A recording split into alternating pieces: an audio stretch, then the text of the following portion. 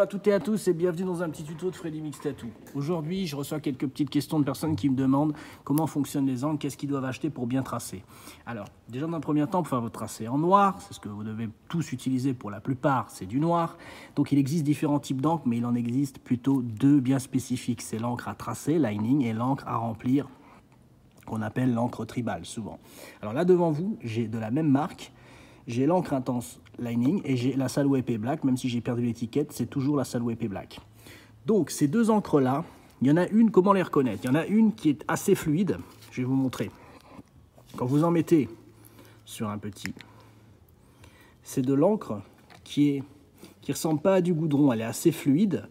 Voilà, vous la voyez, elle glisse bien. Donc, comme elle glisse assez bien, elle est pas, c'est pas du goudron. Elle va adhérer facilement à vos aiguilles. Elle va pas beaucoup s'accrocher. Donc, c'est pour ça qu'il y a des gens qui m'appellent quand ils utilisent, par exemple, ils ont acheté de l'encre Pantera ou ils ont acheté de la Silverback ou même de la 23, la Formula 23 qui est spécifique pour l'essuyage. Beaucoup de gens me disent, quand je branche cette encre-là, quand je trempe mes aiguilles dedans pour tracer, je me retrouve avec des giclures un peu partout. C'est parce que cette encre est bien fluide et elle s'essuie bien, qu'il y a à la même vitesse qu'ils utilisaient une autre avant, il va y avoir des giclures qui vont se produire sur la peau.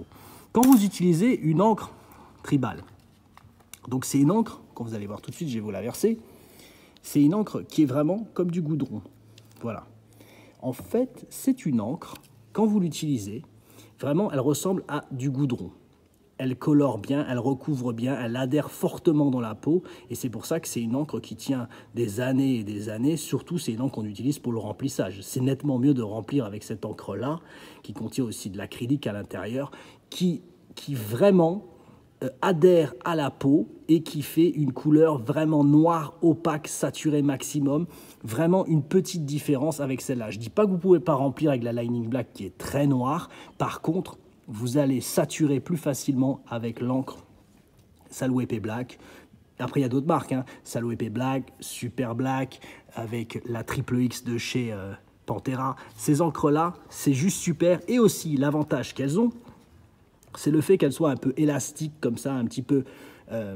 quand vous trempez vos aiguilles à l'intérieur, elles accrochent bien, surtout au magnum, qui vous permet en fait d'éviter les giclures, qui accroche bien, qui rentre bien dans la peau. Par contre, le seul inconvénient, c'est que de temps en temps, il va falloir tremper votre aiguille dans votre solution d'ombrage pour pouvoir éliminer le carbone qui s'accroche sur ces aiguilles et qui empêche à un moment de pénétrer les aiguilles dans la peau proprement. Donc, il faut assez souvent la nettoyer. On va dire que vous bossez, au bout de 10 minutes, un quart d'heure, vous nettoyez vos aiguilles. Voilà pour ça.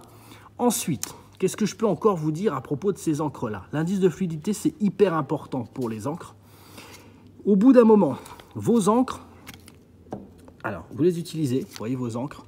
Pourquoi on utilise plus certaines marques que d'autres? Après, ça dépend vraiment du style de tatouage que vous faites. Si vous faites de l'art, par exemple, beaucoup de fleurs, beaucoup de choses un petit peu, comment on peut dire ça, des choses fluides, du pastel, des choses comme ça, du watercolor, vous allez utiliser des encres avec un indice de fluidité important, comme par exemple atomique, même intense. Intense, c'est devenu voilà, un petit peu plus fluide.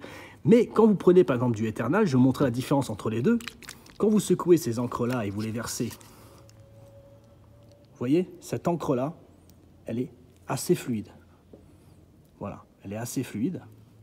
Et ça vous permet, en jouant avec du diluant, de faire facilement du watercolor, de faire des couleurs qui viennent progressivement. Maintenant, si vous êtes quelqu'un qui fait de l'art japonais, des choses comme ça, et vous utilisez des encres un petit peu, vous voulez vraiment saturer très rapidement, que ça soit opaque.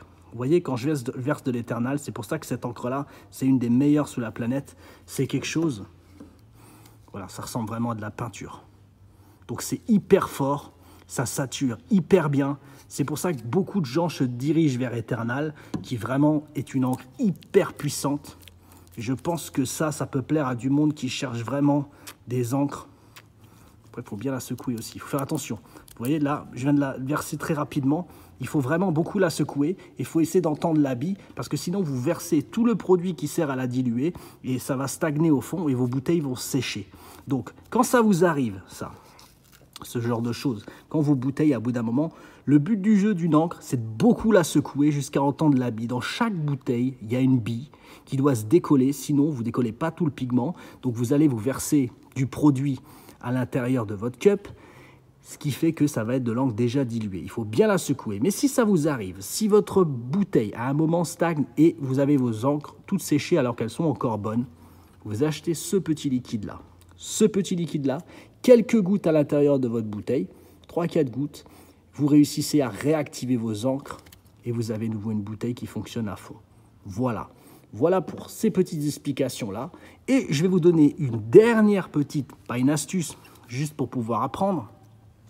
Ça, c'est un liquide d'ombrage, ça vous sert toujours. Il faut toujours verser 1 ou 2 cups comme ça pour pouvoir diluer vos encres, pour éviter que vos aiguilles saturent et bloquent à un moment les aiguilles.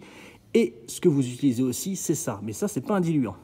Ça vient de chez Pantera aussi. Donc, je pense que les amateurs de Pantera aimeront s'en servir. Amamélis. Ça sert à dérougir votre peau. Donc, vous en mettez un petit peu sur votre sopalin d'essuyage et vous essuyez avec ça. Vous allez voir que les rougeurs autour vont s'apaiser plus rapidement, très rapidement avec cette petite solution. Mais ce n'est pas un diluant, ce n'est pas la même chose parce que Pantera possède déjà la cristal. Voilà. Donc, la différence entre les deux. En tout cas, ça fonctionne plutôt bien. J'espère que mon petit tuto a pu vous aider.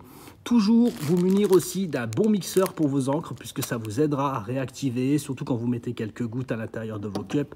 Prenez toujours un mixeur avec des petits manchons comme ça, et ça va vous faire plaisir. Si des questions vous viennent, n'hésitez pas à m'envoyer un message en dessous. N'hésitez pas à me contacter directement sur le Facebook de Freddy Mix Tattoo, et vous pouvez nous joindre toute la semaine au 06 95 16 11 00. Encore un grand merci à tous. Je vous dis à très bientôt sur nos suites de tutos, et je vous dis à bientôt. Bye.